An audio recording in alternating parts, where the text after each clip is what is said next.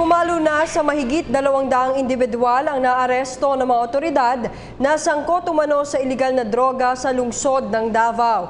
Kaugnay nito, nasa 9,000 katao naman ang mga sumuko habang nasa 27 ang namatay sa mga isinagawang anti-drug operations. Si Lala Babilonia sa detalye. Ayon sa ulat ng Davao City Police Office o DCPO, mahigit 200 individual na ang naaresto sa lungsod ng Davao dahil sa pagkakasangkot sa iligal na droga mula maglungsad ng mas pinaigting na anti-illegal drug campaign noong Hulyo ang pamahalaang Duterte. Mahigit 9,000 naman ang kusang sumuko sa mga pulis at 27 ang napatay sa mga anti-drug operation. Sa ilang linggong kampanya ng administrasyon kontra illegal na droga, nasa lampas 1,000 naman ang naitalang patay nationwide dahil sa operasyon ng pulis at ang iba naman ay sanhi ng vigilante killings. Ito ang dinidinig ngayon sa Senado sa pamumuno ni dating Justice Secretary at Senador Laila de Lima. Nagkaroon ng Senate hearing bunsod ng pagtaas na bilang ng napapatay dahil sa pagkakasangkot sa illegal na droga, pinaigting na home searches at mga naaresto sa buong bansa kaugnay ng kampanyang double barrel ng pulisya. Umaani na kasi ito ng matinding batikos lalo sa mga tinaguriang human rights advocate.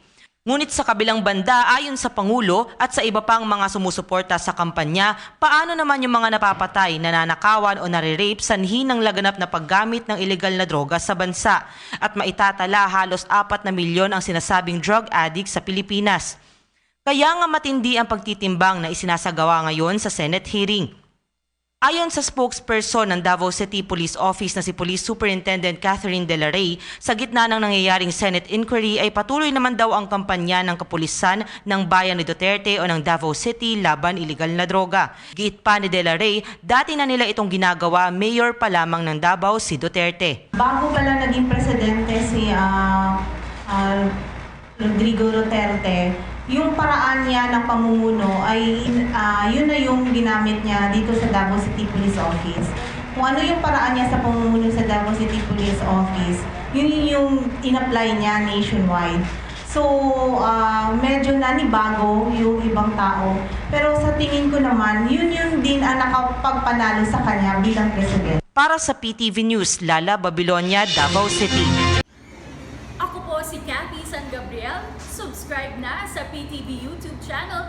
I-click lang po ang subscribe button.